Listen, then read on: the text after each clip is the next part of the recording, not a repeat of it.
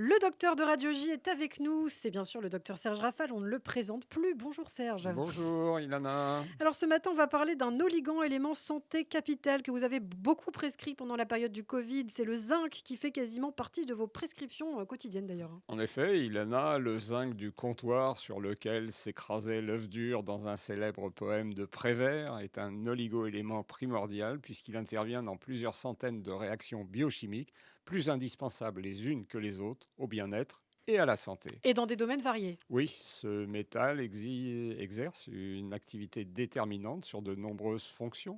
La croissance cellulaire, dont celle des muscles, la synthèse des hormones thyroïdiennes, les métabolismes osseux et neuronal. Il joue un rôle majeur d'enzyme, de cofacteur, de catalyseur dans des dizaines de réactions métaboliques essentielles. Au centre de la régulation du stress oxydatif, il nous protège des espèces réactives de l'oxygène, les fameux radicaux libres, responsables de nombreux troubles, pathologies ou maladies. Sa déficience chez l'enfant peut entraîner des retards de croissance et de la maturation sexuelle. Chez l'adulte, elle est responsable d'une sécheresse anormale de la peau, de manifestations d'allergie, d'une baisse de la fertilité, d'une résistance à l'insuline, une diminution des défenses immunitaires. C'est la raison pour laquelle nous l'avons beaucoup prescrit dès le début et pendant toute la pandémie et l'utilisons quotidiennement contre la grippe et les infections hivernales, qu'elles soient ORL ou pulmonaires. Ce qu'il faut dire, c'est que le zinc, Serge, est très présent dans l'organisme. Oui, il en a avec 2,5 grammes. C'est le troisième métal le plus répandu chez l'homme après le calcium et le phosphore. Il est concentré pour les 2 tiers dans les muscles et pour un tiers dans les os. Il y a des carences. Surtout des subcarences chez nous. Certaines circonstances sont favorisantes.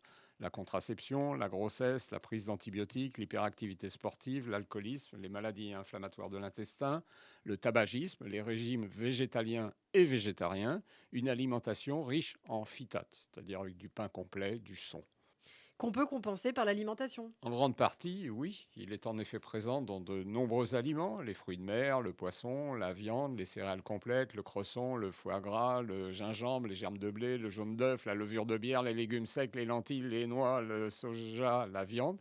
Mais ces aliments ne sont pas consommés par tous ni en quantité suffisante, ce qui explique la nécessité fréquente d'une supplémentation, en particulier chez les personnes âgées où son absorption intestinale déjà faible, autour de 10%, est encore plus réduite. Alors sous quelle forme le prescrivez-vous ce zinc, Serge? Les formes les mieux assimilées sont le bisglycinate, le gluconate, un produit comme les granions, le picolinate. L'oxyde de zinc est lui une forme moins bien absorbée. La posologie habituelle est de 15 mg, 4 à 5 jours par semaine, pendant 2-3 semaines, tous les 2-3 mois, ou en période de vulnérabilité.